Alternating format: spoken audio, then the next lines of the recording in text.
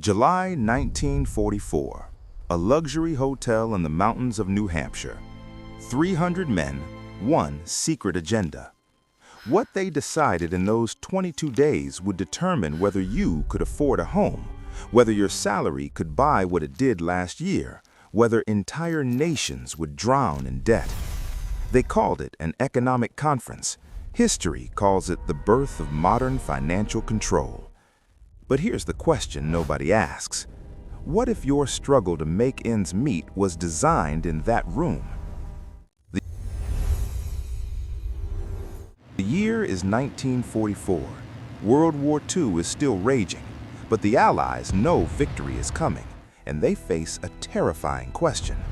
Who will control the world's money when the guns fall silent? For decades, empires fought with armies. Now they would fight with currencies. The British Empire, once dominant, is bankrupt. The United States, flooded with war profits, holds 2/3 of the world's gold.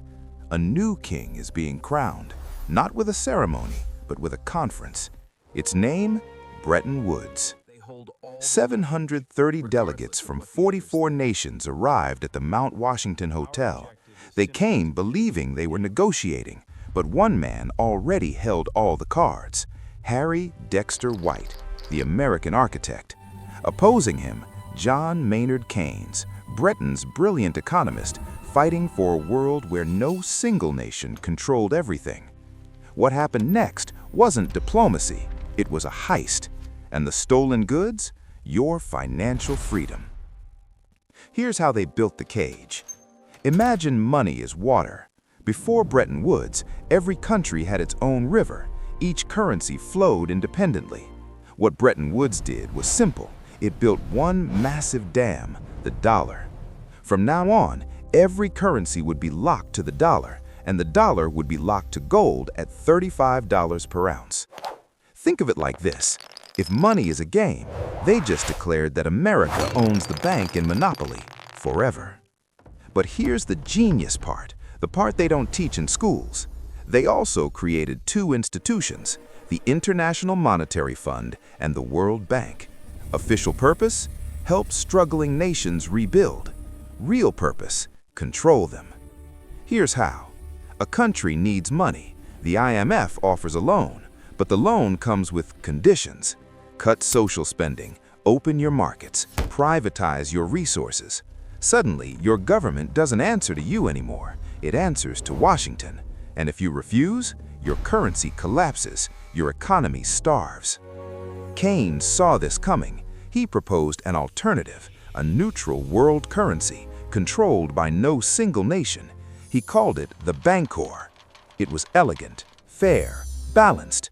It died in that hotel room. America didn't need fairness, it had leverage. For 27 years, the system worked, barely. America printed dollars, backed by gold. The world played along. But then came the 1960s, and America made a fatal mistake: Vietnam. The war was expensive, catastrophically expensive. To pay for it, the US government did what empires always do. It printed money. Millions of dollars flooded the global economy, far more than America had gold to back. France noticed first. In 1965, French President Charles de Gaulle did something bold. He called America's bluff. He demanded gold, real gold, for his dollars. America stalled, then panicked. Other nations joined: Germany, Switzerland. The line at the vault was growing. By 1971, the game was up. On August 15th, President Nixon appeared on television, prime time. He announced the unthinkable. The United States would no longer convert dollars to gold. Just like that, the Bretton Woods system collapsed. But here's the twist. The dollar didn't collapse with it. Instead, something darker emerged. Without gold backing it, the dollar became what economists call fiat currency. Its value based purely on trust, on force, on America's military and economic dominance. And the rest of the world? Still trapped. Because oil, the lifeblood of every modern economy, could only be bought in dollars. Bretton Woods died, but the cage remained.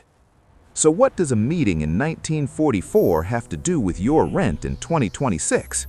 Everything. Here's what Bretton Woods set in motion. First, infinite American debt. Because the dollar is the world's reserve currency, America can print unlimited money without immediate consequences. Today, U.S. national debt exceeds $36 trillion. That's $36 trillion. In any other country, this would trigger hyperinflation, collapse, chaos. But because the world needs dollars to trade, America exports its inflation to you. Your savings lose value, your paycheck buys less, not because of your choices, because of theirs. Second, the debt trap. Since Bretton Woods, the IMF and World Bank have loaned over $1 trillion to developing nations. The result? Many African, Asian, and Latin American countries spend more on debt repayment than on healthcare or education. Ghana, Pakistan, Argentina, trapped in cycles of borrowing, austerity, and dependency. Their resources extracted, their policies dictated, their sovereignty theoretical. Third, the illusion of prosperity. In 1944, a single income could support a family, buy a home, retire with dignity. Why? Because money was scarce, limited by gold. After 1971, governments could print endlessly. Asset prices exploded. Housing, stocks, education. Your salary grew, but not as fast as prices. The gap between rich and poor didn't widen by accident, it was engineered. Today, 3 men own more wealth than half of America. The system isn't broken, it's working exactly as designed. Fourth, the forever wars. Bretton Woods gave America something unprecedented, the ability to finance wars without raising taxes. Print dollars, export inflation, fight forever.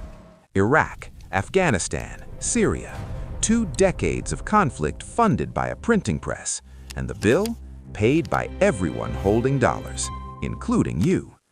So here's the unsettling truth. Your financial struggle isn't personal, it's structural. Bretton Woods wasn't an economic plan, it was a power play.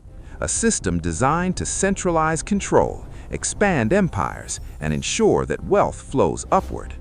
For 80 years, we've lived inside that design. But systems built by men can be dismantled by men.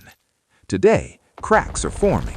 Bitcoin, BRICS currencies, nations refusing dollar dominance. The question is no longer whether the system will fall, it's what comes next, and whether we'll repeat the same mistakes or finally build something fair.